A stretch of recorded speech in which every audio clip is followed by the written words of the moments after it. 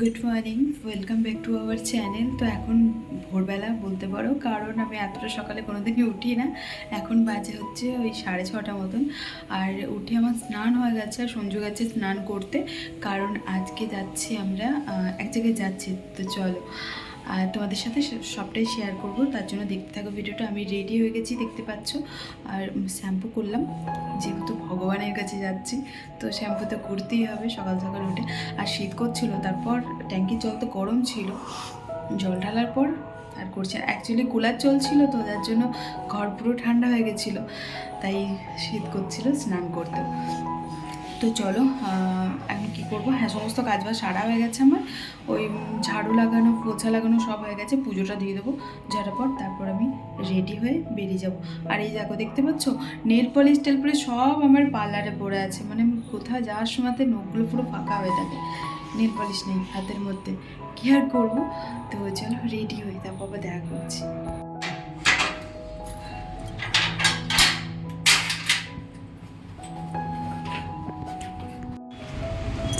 তো বেরিয়ে পড়েছি আমরা, আর এখন বাজে 7টা মতন, মানে 1 ঘন্টার মধ্যে সমস্ত কমপ্লিট আমাদের, স্নান সব কিছু ঘরের কাজ।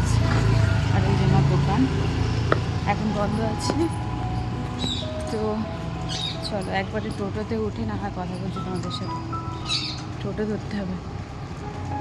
সকাল সকাল কি ফ্রেশ লাগে, মেঘ করেছে গো না, হ্যাঁ ওই দেখো ওই দিকটা, তবে দেখাই। সকাল থেকেই আকাশটা খুব একটা ভালো নেই, আমি ভেবেছি হয়তো সকালবেলা বলে মনে হচ্ছে এরকম, কিন্তু তারপর কিছুক্ষণ যাওয়ার পরও দেখলাম যে একদম কালো কালো হয়ে যাচ্ছে আকাশটা, মাঝে সাঝে রোদ চলে যাচ্ছে। তবে এখনও পর্যন্ত রোদ ঠিকঠাক মতন ওঠেনি, যেহেতু এদিকটা পাহাড়ের আর কি এলাকা, তো একটু রোদটা উঠতে দেরি হয়।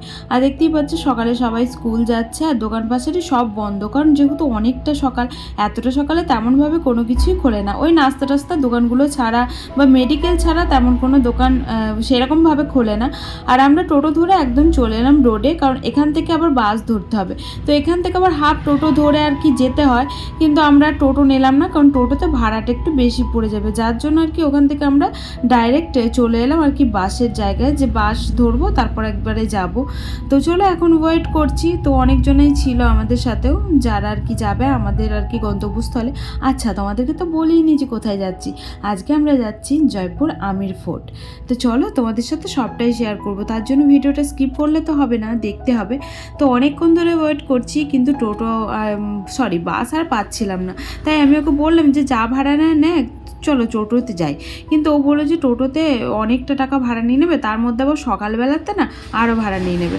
তাই আর কি অনেকক্ষণ ওয়েট করার পর, প্রায় 20 থেকে 25 মিনিট ওয়েট করার পর আমরা সবেমাত্র এসে বসলাম বাসের মধ্যে, কিন্তু বাসটা আবার ছাড়ছেই না, তো খুব বিরক্ত লেগে যাচ্ছিলো। তারপর তো 10 থেকে 20 মিনিট পর ছাড়লো, আসলে অনেকটাই লেট হয়ে যাচ্ছে।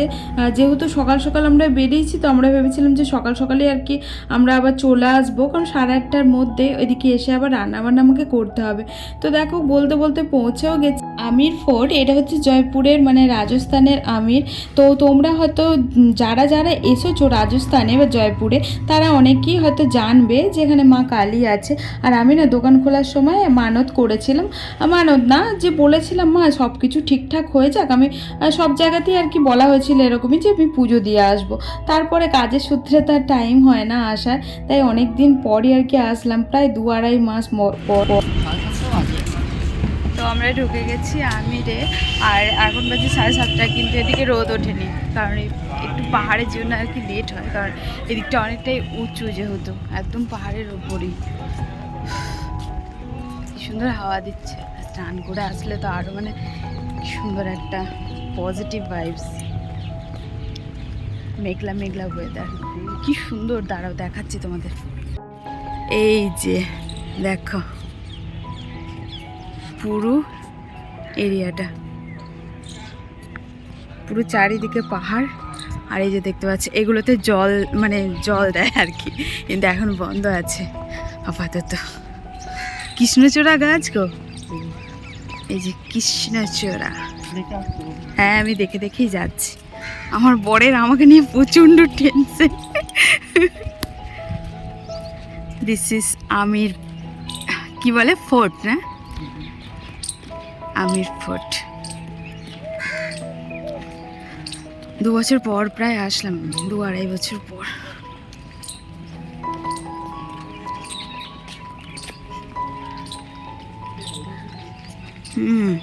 পায়রায় পটি করেছে, পটি।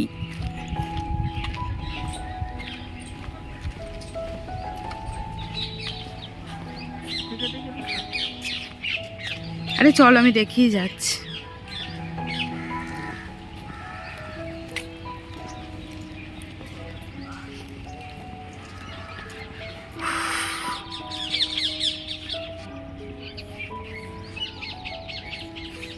এখান থেকে একটা ফটো। বাড়ি থেকে একটা কথাই ভাবছিলাম যে হাতি তো দেখতে পাবো, তো তারপর দেখো মানে সত্যি করে দিলসে একদম চাইলে না সব কিছুই মেলে।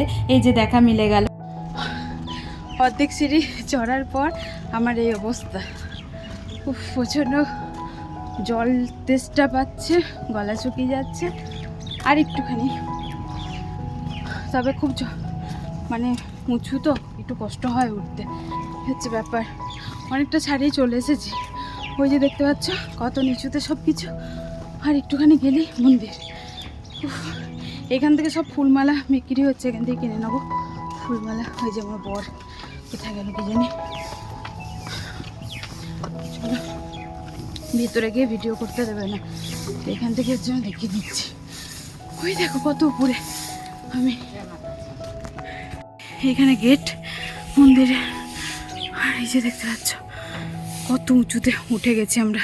আর সবে এই যে সূর্যটা উঠছে, আসলে মেঘও করেছে আজকে, সব ঝাড়ু টাড়ু লাগাচ্ছে। তো চলো, বেশি দেরি করবো না, পুজোটা দিয়ে ঝাড়াপট বেরোবো, কারণ ওদিকে আমার লেট হয়ে যাবে, রান্না করতে হবে বাড়ি গিয়ে। আবার ঢুকিয়ে এরকম দেখবে দুপাশে দুজন আর কি প্রসাদ নিয়ে এরকম বসে থাকবে।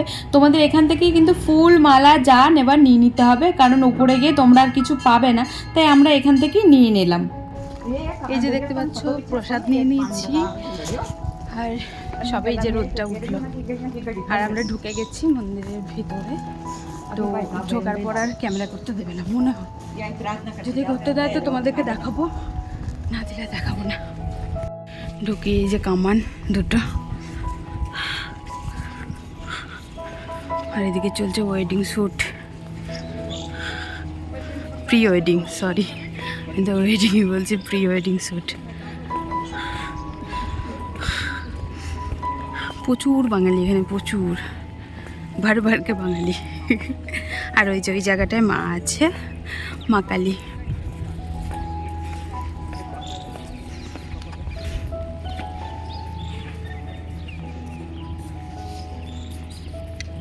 এখানে ফটো ভিডিও সব কিছুই মানা ছিল, তোমাদেরকে তো বললাম। তারপরও দেখো লুকিয়ে লুকিয়ে আমি ফোনটাকে নিয়ে একটুখানি ভিডিও করে নিচ্ছি, কারণ এই যে মায়ের মূর্তি, তো এটা কষ্টি পাথর দিয়ে তৈরি, কষ্টি পাথরই মনে হয় বলে।